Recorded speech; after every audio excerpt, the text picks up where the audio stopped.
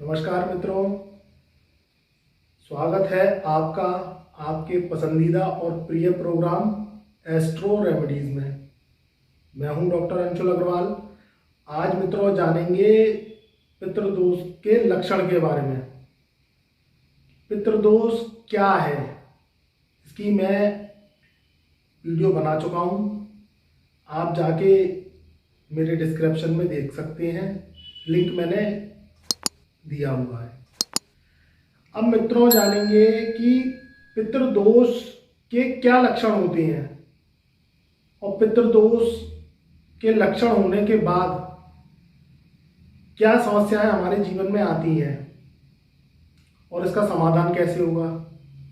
कौन सी ऐसी रेमेडीज करें जो पितृदोष से छुटकारा मिल जाए। पहले देखिए, बहुत मैं आपको कम शब्दों में समझाने की कोशिश करूंगा कि पितृदोष बनता कैसे है, क्योंकि जब तक मैं आपको उसके सिम्टम्स नहीं बताऊंगा कि ये हमारी कुंडली में आता कैसे है और हमारे जीवन में इसका क्या प्रभाव रहता है, तब तक आपको सेटिस्फैक्शन नहीं मिलेगा। देखिए, पितृदोष पितरों का ऋण होता है। पितरों का ऋण वह हमारी पत्रिकाओं में आ जाता है, यानी जो पितरों के द्वारा किए गए वह कर्म जो कि ईश्वर की इच्छाओं से परे है, यानी ईश्वर खुश नहीं है, वह कर्म उन्होंने किए, उसके द्वारा लगा हुआ ऋण वह हमारी पत्रिकाओं में आ जाता है।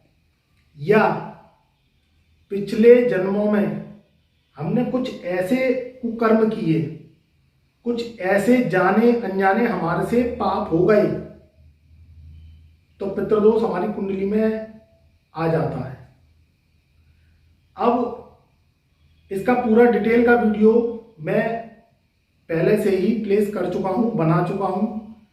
मैं ऊपर आई बटन में दे दूंगा, आप जो है उसकी फुल डिटेल देख सकते हैं। पूरा विश्लेषण मैंने उसमें बताया हुआ है। अब कुंडली में कैसे पहचानें कि पितृदोष कैसे बना हुआ है, तो ये आप देखिएगा कि अगर आप थोड़ा सा भी लगन चार्ट के विषय में आप जानते हैं, या अगर नहीं जानते हैं तो मैं आपको बता देता हूं। अगर आप लगन चार्ट खोलेंगे, यानी कुंडली का पहला लगन से ही हमारे जीवन का पूरा सार देखा जाता है कि कुंडली किस चाल से चलेगी। तो उसमें अगर लगन कुंडली के दूसरे खाने में राहुदेव बैठे हों,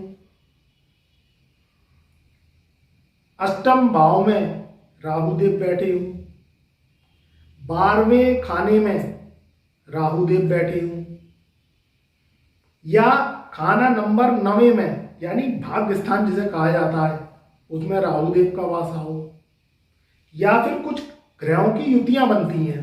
अब वो कैसे बनती हैं, जैसे आपकी लगन कुंडली में लगन में चंद्र राहु की युति हो, धन कुटुंब वाणी स्थान में चंद्र केतु की युति हो। जब चंद्र केतु आपके दूसरे घर में आएंगे तो अष्टम भाव में आपके राहुदेव बैठ जाएंगे। या किसी भी खाने में आपके शुक्र राहु सूर्य की युति हो, या किसी भी खाने में आपके शनि और संग में सूर्य ये बैठे हो, कई कारणों से पितृदोष बन जाता है। अब ये पितृदोष से काफी व्यक्ति परेशान है। बहुतों को कुंडली में पता ही नहीं चलता है कि पितृदोष कैसे बनता है। अगर आप कोई पंडित जी पे जाते हैं, लोकल पंडित जो होते हैं, जो हमारे आस पड़ोस में हमें मिल जाते हैं, तो वह भी बता देते हैं कि भाई आपकी कुंडली में पितृदोष है। या आप नहीं जाते हैं, या आप किसी रीजन से नहीं दिखवा पाते हैं अपनी कुंडली को, तो फिर ऐसे आपकी जिंदगी में क्या सिम्टम्स आते हैं जो क्या कहते हैं आपको इसके लक्षण पता चलते हैं पितृदोष के कि पितृदोष हमारी कुंडली में आ गया है। तो मैं आपको कुछ लक्षण बताता हूँ उसके। या तो आप क्या कोई काम आप रेगुलर कर रहे हैं, काम कारोबार कर रहे हैं, या आप नौकरी कर रहे हैं, तो क्या होता है कि काम कारोबार में आपके एकदम से घाटा हो जाता है। काफ़ी समय से हम कर रहे हैं मगर उसमें एकदम से हमें नुकसान का सामना करना पड़ता है। तो समझ लीजिए आपकी कुंडली में कहीं पितृदोष तो नहीं है। हम नौकरी करते हैं, प्राइवेट नौकरी करती हैं या सरकारी नौकरी करती हैं, तो नौकरी कुछ समय तक तो चलती है, काफ़ी प्रयास के बाद तो पहले नौकरी मिली हमें, उसी में ही इतने सारे विघ्न बाधा का हमें सामना करना पड़ा। फिर उसके बाद में नौकरी किसी कारणवश छूट जाती है, या तो बॉस से लड़ाई हो गई, या किसी स्टाफ में कुछ ऐसा षड्यंत्र फैला तो उसमें कुछ खटपट हो गई तो नौकरी आपकी छूट गई। तो कहीं आपकी कुंडली में पितृदोष तो नहीं है। और वो नौकरी फिर सालों नहीं लगती है, आप है ना तलुए रगड़ रगड़ के रह जाना अपने पैर के, मगर वो नौकरी नहीं मिलेगी आपको। और मिलेगी कि आपने जैसे तैसे जस तस कोई नौकरी भी पकड़ी तो आपकी काबिलियत के हिसाब से नहीं मिलेगी। तो कहीं आपकी कुंडली में पितृदोष तो नहीं है। आप लोग कहोगे कि पढ़ाई लिखाई इतनी करी है मैंने, एबिलिटी मेरे में इतनी है, मगर नौकरी मेरे को मिल रही है इतनी छोटी सी, जो कि आपको कहीं चपरासी की और कुछ क्लर्क की वगैरह इस टाइप की नौकरी मिल रही है, जबकि आपको वाइट कॉलर जॉब मिलनी चाहिए। तो कहीं आपकी कुंडली में पितृदोष का प्रभाव तो नहीं है।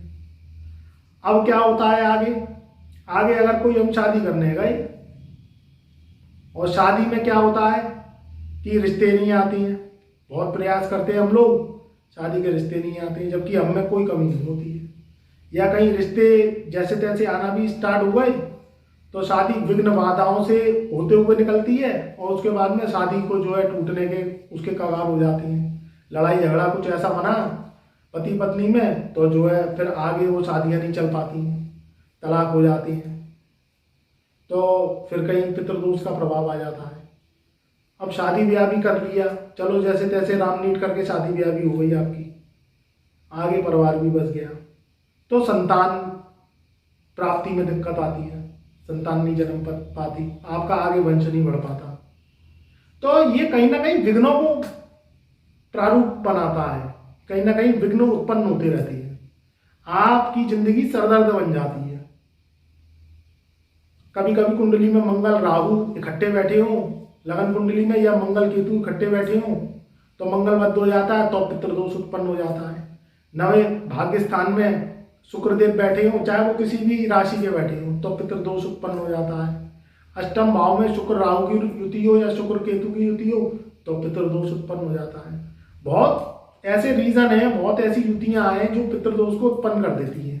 होती आपके पिछले कर्मों के फलों के रूप में, जो कि ऋण के रूप में आती हैं, या आपके पूर्वज जो कुछ ऐसे गलत कर्म जाने अनजाने कर जाते हैं तो वो आपकी कुंडली में आ जाता है।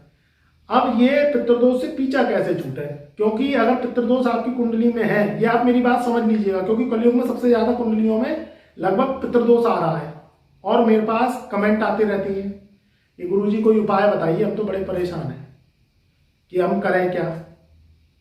क्योंकि पितृदोष यानी पितरों का ऋण, और वो जब तक ऋण नहीं चुकाओगे आपके आगे काम नहीं बनेंगे, वो आड़ आते रहेंगे। मेरे पास बहुत काफी क्लाइंट्स आते हैं और उनके जो है टेलीफोनिक भी मेरे पास कॉल्स आते हैं, और वह कमेंट्स के माध्यम से भी पूछते हैं कि भाई गुरुजी हमें बताइए कृपया करके कि हम कौन सा ऐसा उपाय करें जिससे ये परेशानियों से छुटकारा मिले। और हम देखते हैं तो उनकी कुंडलियों में पितृदोष होता है। अगर ऐसे सिम्टम्स हैं जो मैंने बताए हैं, और अगर शनि की महादशा चल रही है आपके ऊपर, या शनि की 7.5 चल रही है, या शनि की आपके ऊपर ढैया चल रही है, या राहु देव की आपके ऊपर महादशा चल रही है, केतु देव की आपके ऊपर महादशा चल रही है, तो ये पितृदोष आपके लिए और भयानक स्थिति पैदा करता है। कहीं ना कहीं कोई सरकारी उलझनों में आपको फंसा देगा, काम होने नहीं देगा, आपके आमदनी आपकी होने नहीं देगा। आपके पास खूब अच्छा खासा ऊपर वाले ने दिमाग दिया है, खूब अच्छा खासा आपके में एबिलिटी है, मगर वो क्या होता है पितृदोष के कारण वो एबिलिटी आपकी जो है समाप्त हो जाती है। तो अब क्या करें हम? तो देखिए, आप उपाय के रूप में इसे करिए तो आपको लाभ होगा। देखिए, पितृदोष में अगर हम कहें कि कोई मंत्र हम आपको जाप बताएं या हम आपको कोई अनुष्ठान बताएं, तो उससे पितृदोष आपका समाप्त कुंडली से इतनी जल्दी नहीं होगा। ये पितृदोष का ऋण जो उपाय बताए गए हैं, जो हमारे शास्त्रों में बताए गए हैं, अगर आप उन उपायों को करेंगे तो इस पितृदोष से आप बहुत जल्दी छुटकारा पा जाएंगे। अब वह उपाय क्या है? आप हर अमावस के अमावस, महीने में एक अमावस पड़ती है, साल में 12 अमावस्या पड़ती हैं। आप हर महीने की अमावस को पितरों के नाम की भोजन की थाली आप घर में पंडित जी को बुलाइए और बुला के आप जो है पितरों के नाम की थाली उन्हें भोजन के रूप में प्रेम पूर्वक आप उन्हें कराइए। उसमें थाली में ध्यान रखिए पूरी सब्जी और जो है चावल की खीर दूध की वह होनी चाहिए, और सफ़ेद बर्फी वह होनी चाहिए, जो मावा की बर्फी आती है वह होनी चाहिए।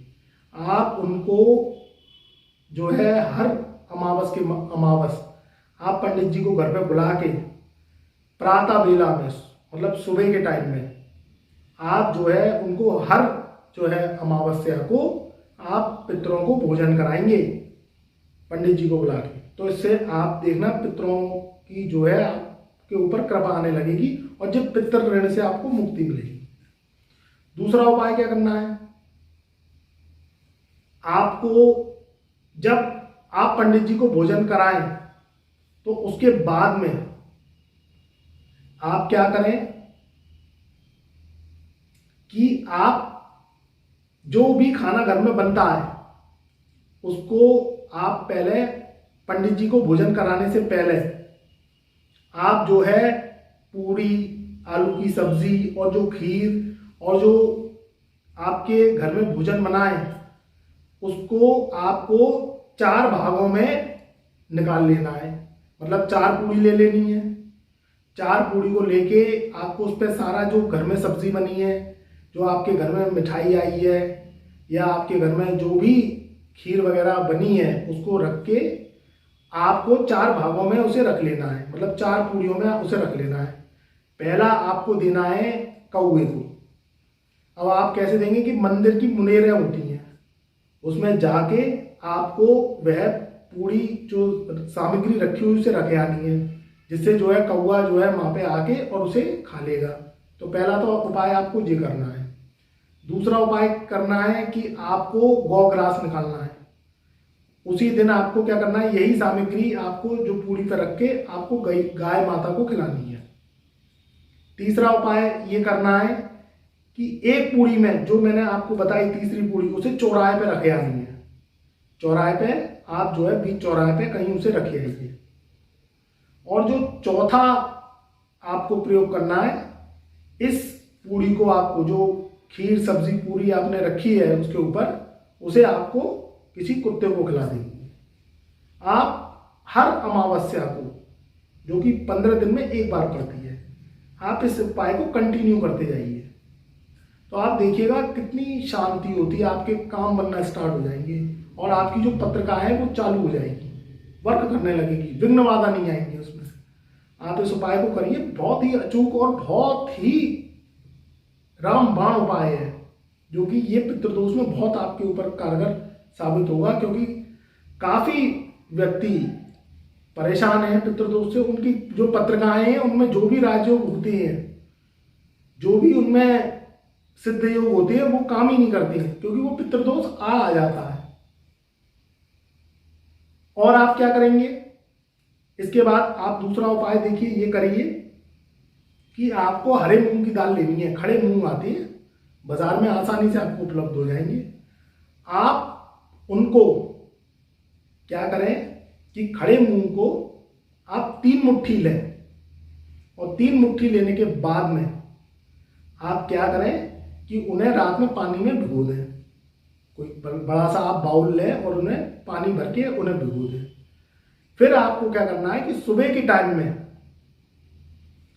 टाइम में उन हरे खड़े मूंग को लेके उनमें से पानी निकाल देना है बाउल में से, और निकालने के बाद में उनको क्या करना है, आपको किसी मंदिर की मुनेर पे या जहां पक्षी आते हो, कबूतर आते हो, चिड़ियाएं आती हो, उनको वहां पे आपको बिखेर के आना है।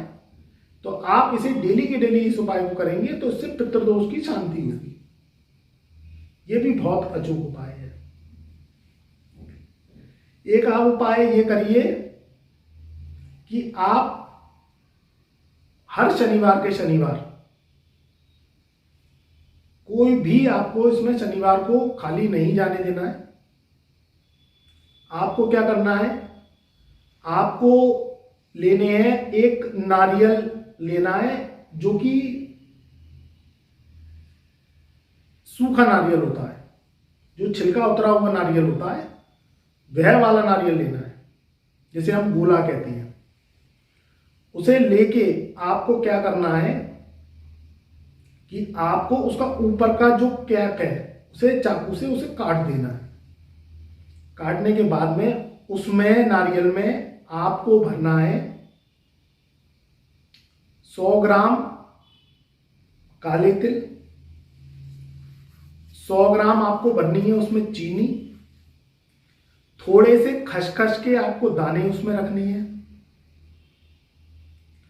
और आपको उसमें थोड़ा सा गुड़ का ढेला पीस के उसमें आपको डाल देना है। और आपको ये सामग्री आपको उसमें कैप लगा के, कोई आपको एक ऐसा जगह देखना है जहां शांति सन्नाटा रहता हो, सुनसान जगह हो, उसमें गड्ढा खोद के और उसका थोड़ा सा कैप ऊपर निकला रहे, बाकी आप उसे ऊपर गाड़ दीजिए। या ऐसा एरिया देखना है जहां चैटे या चींटियां जो है वहां रहती हूं। ये आपको प्रयोग करना है। कम से कम 5 शनिवार आपको इस प्रयोग को करना है। अगर आप ये प्रयोग करेंगे तो आप देखेंगे कि पितृदोष की शांति होना स्टार्ट हो जाएगी, आपके काम बनना स्टार्ट हो जाएंगे, परेशानियां आपके जीवन से दूर होना स्टार्ट हो जाएंगी। अगर आप पत्रिका नहीं भी दिखवा रहे हैं, अगर आप पत्रिका किसी रीजन से नहीं दिखवा पा रहे या आपको डेट ऑफ बर्थ नहीं पता है अपनी और परेशानियां कंटिन्यू आ रही हैं, तो आप इन जो मैंने ये प्रयोग बताए हैं, आप इन प्रयोगों को करिए, आपको देखिएगा राहत मिलेगी, काम बनेंगे, और इसके किसी भी तरीके के कोई साइड इफेक्ट नहीं है। आपको इसके जो है जीवन में फायदे ही मिलेंगे। तो आप इस प्रयोग को जरूर करके देखिएगा और आप फिर मुझे बताइएगा कमेंट करके कि आपको कितना लाभ हुआ। मन से करिएगा, श्रद्धा भाव से करिएगा, कंटिन्यू करिएगा, तब आपको इसके रिजल्ट मिलेंगे। और अगर आपको फायदा मिलता भी रहे तो आप इन उपायों को छोड़िए मत ही, आप इन्हें कंटिन्यू चलाते रहिए, करते रहिए। कोई इसमें बहुत बड़ा ऐसा वो नहीं है जो आपको कोई सामग्री लानी है या आपको इतना वो हो रहा है। आपको मन और श्रद्धा भाव से ये प्रयोग करना है, आपको निश्चित ही लाभ मिलेगा। और आप देखिएगा आपके घर में से किसी भी तरीके की जो परेशानियां आ रही हैं वह पूर्ण रूप से समाप्त होती चली जाएंगी, और घर में आपके जो मांगलिक कार्य हैं वो बनेंगे। बच्चों की पढ़ाई में प्रॉब्लम आ रही है, शिक्षा उनकी विघ्न बाधाओं के साथ हो रही है, वह दूर होगी। रुपए पैसे से आने से संबंध में दिक्कत आ रही है तो वह दूर होगी। तो मित्रों, मैं अपनी वाणी को यहीं विराम देता हूँ। खुश रहिए, आबाद रहिए, अपने परिवार का और अपना ध्यान रखिए। तब तक के लिए नमस्कार।